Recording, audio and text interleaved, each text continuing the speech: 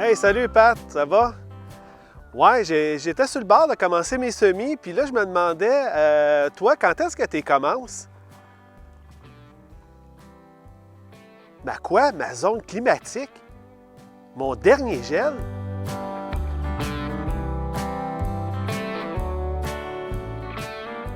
Alors oui, c'est une technique qu'on peut utiliser encore pour certaines personnes, mais il faut faire attention avec les gens qu'on parle, parce qu'ils peuvent être complètement dans une zone climatique différente, donc ça peut énormément varier d'une région à l'autre, surtout pour les températures.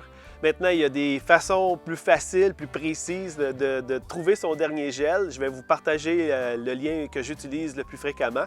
Maintenant, sachant cette date-là, ça va nous donner aussi l'opportunité de faire toute notre planification culturelle avant. Donc, on va être capable de déterminer exactement à partir d'une date, quand est-ce qu'on va commencer certains légumes, que je vais toutes vous donner l'information un peu plus tard. Donc, quand on sait cette date-là, ça nous donne un indicatif à savoir quand on va pouvoir mettre nos plants à l'extérieur, les planter et même faire des semis.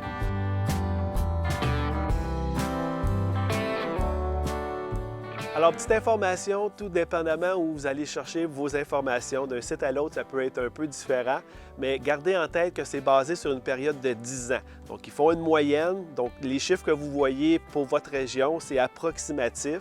Donc, ça vous garantit pas non plus qu'il n'y aura plus de gel à partir de cette date-là. S'il y en a un, c'est ce qu'on appelle aussi un gel tardif. Donc, toujours se garder une petite fenêtre, une petite marge d'erreur pour ne pas perdre tous nos légumes en début d'année.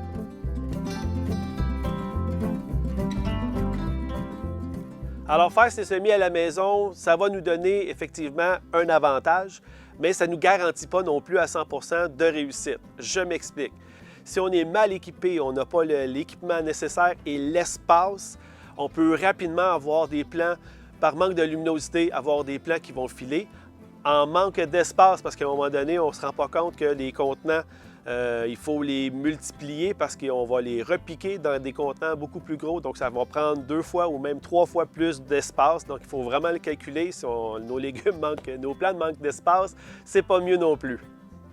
Alors, n'oubliez pas, il n'y a pas d'obligation non plus à faire ces semis à l'intérieur. Au contraire, tout dépendamment de votre région, vous allez avoir suffisamment de temps de culture pendant la saison parce que ça varie entre 120 et 150, tout dépendamment des régions. Donc, ça nous donne amplement de temps de pouvoir partir nos semis directement à l'extérieur.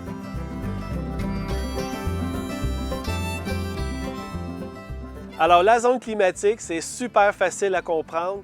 Le Québec a été divisé en plusieurs zones pour déterminer les résistances des végétaux par rapport à notre climat, par rapport à notre froid.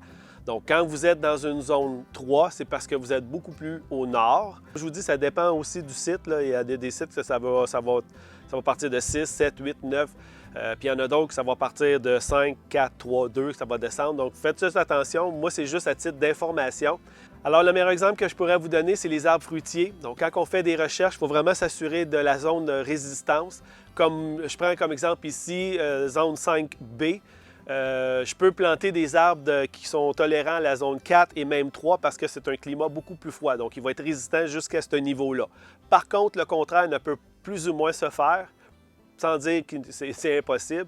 Mais si vous êtes dans une région 3, vous voulez planter un arbre qui résiste dans la zone 5, bien, les risques de survie, étant donné que votre région est beaucoup plus froide que l'arbre est capable de résister, bien, vous risquez de le perdre. Donc, il faut faire attention dans ces choix-là, mais comme je vous dis, c'est vraiment pour déterminer les résistances des végétaux.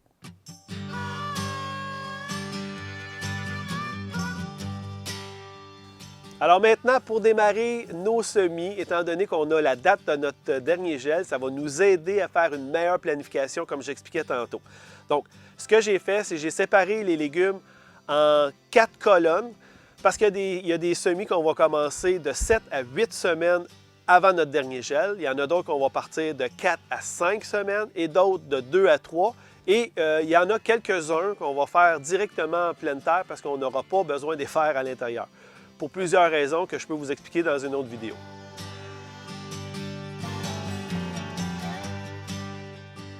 Alors les amis, un dernier petit conseil, évitez à tout prix de faire vos semis beaucoup trop tôt, ça ne vaut pas la peine. Vous allez vous ramasser avec des plants qui sont immenses, les racines vont commencer à s'enrouler dans les pots, c'est pas bon, c'est vraiment pas bon, il faut éviter ça à tout prix. Vous avez maintenant le nombre de semaines. Vous pouvez jouer un petit peu plus, un petit peu moins, mais dites-vous que plus vous les plantez entre 7 et 8 semaines, ça veut dire qu'après 4 semaines, on va les repiquer dans des contenants parce que c'est des légumes qui sont très gourmands, ils vont pousser rapidement. Donc, si on les garde dans les contenants trop rapides, on va avoir des plants qui vont avoir des carences, puis c'est pas bon, ça fait un stress au plant quand on va le planter. Donc, évitez ça à tout prix.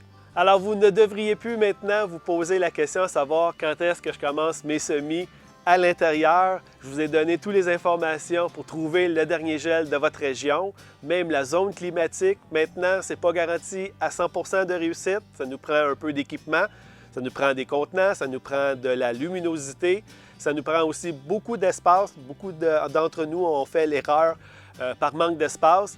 Mais j'espère de vous avoir donné toutes les informations pour bien réussir, pour avoir une belle expérience. Si vous avez appris quelque chose, dites-le moi dans vos commentaires plus bas. Si vous avez d'autres choses aussi, d'autres commentaires ou des suggestions, peu importe, on les met plus bas.